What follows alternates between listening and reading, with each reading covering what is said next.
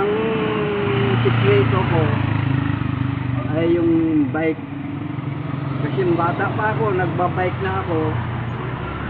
Mga 19 anyos, naging amateur ako, 23. Naging professional ako, 25. So, bike nyo, oh. Bike. Yan yung bike. Yung, ang nagpapahaba ng buhay nyo, bisikleta. Bisikleta ko. Tsaka, Yung huli na lang ito. tingnan ko yan. Ano yung tinatago nyo dyan? Wow!